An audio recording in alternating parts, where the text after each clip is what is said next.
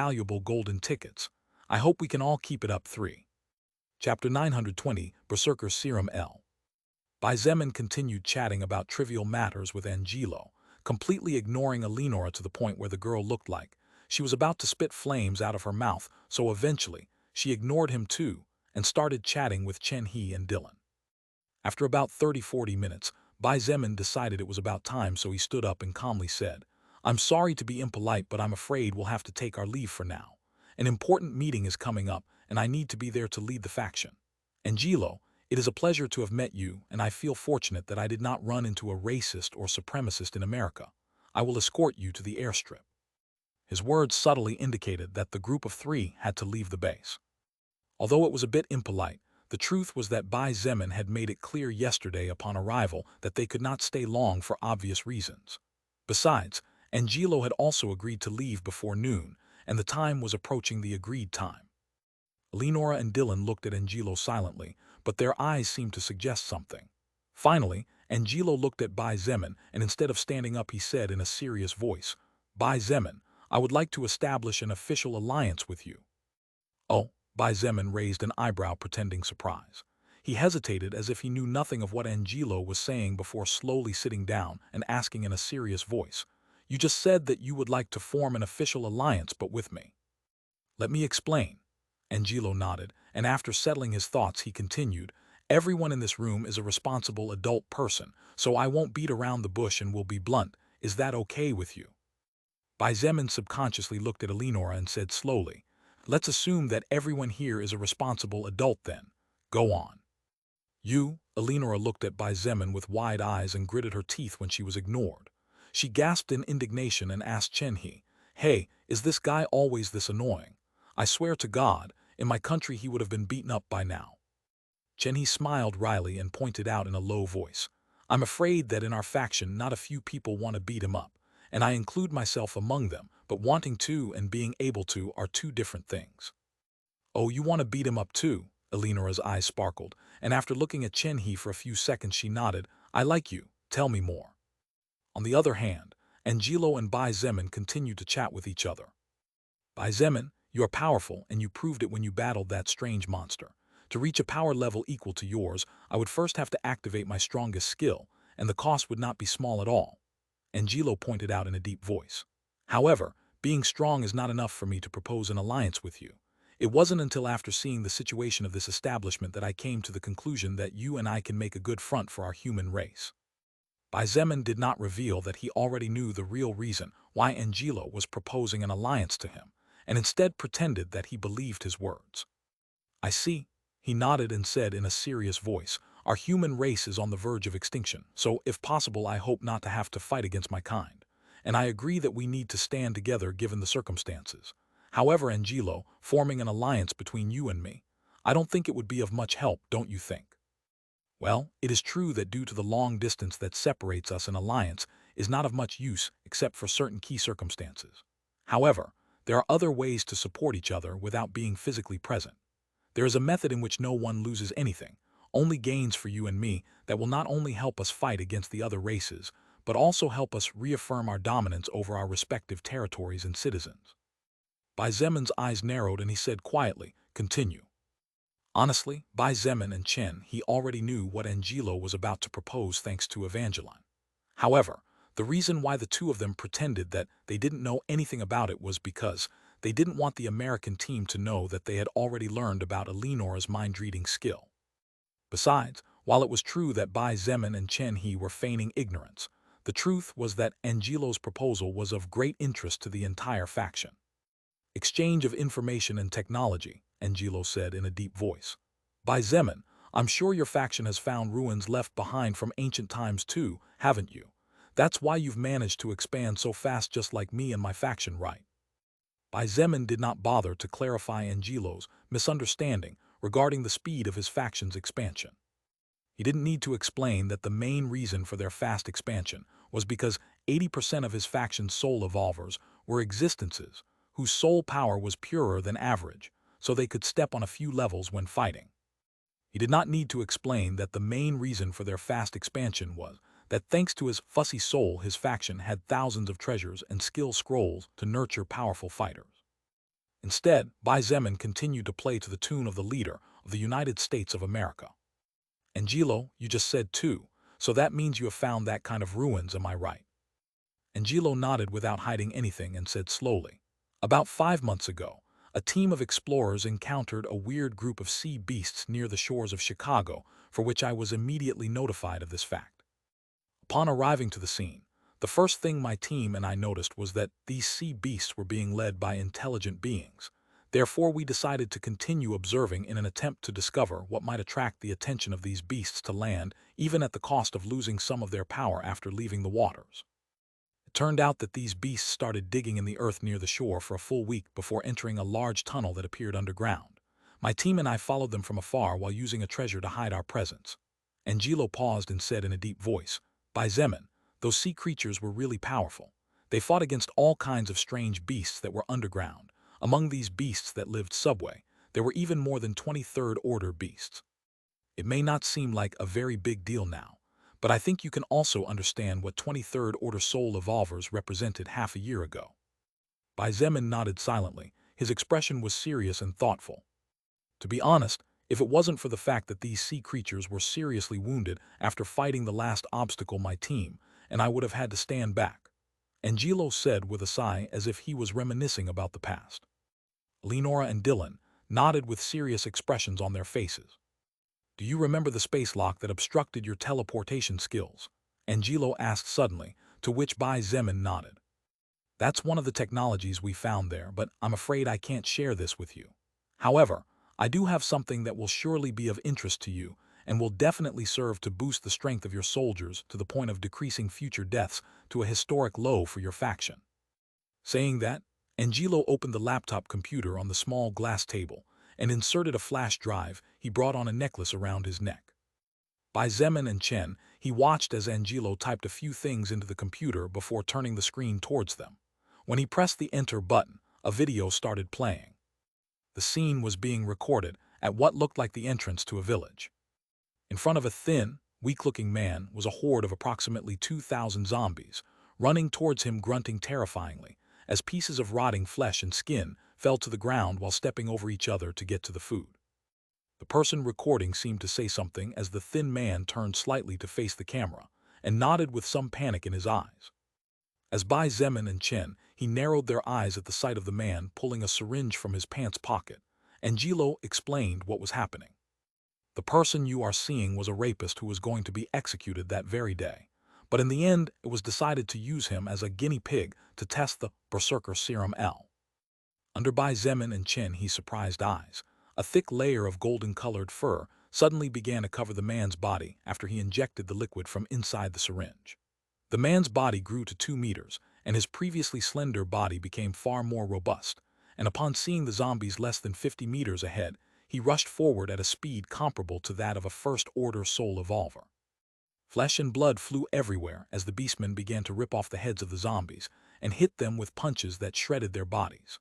There were many zombies that scratched the beastman's body, but the claws of the creatures failed to pierce the golden fur as there was not even a drop of blood coming from where there should have been wounds caused by the scratches. Angelo put the video on fast forward, and while for them only 5 minutes had passed, the video showed that it had been about 20 to 30 minutes when the last of the zombies fell lifeless under the big hands of the beast man. Bai Zemin's expression was serious as he took his eyes off the screen and looked at Angelo. What he had just watched was an ordinary person with no soul power suddenly becoming powerful enough to crush a small army of 2,000 zombies. This was not something that could be ignored.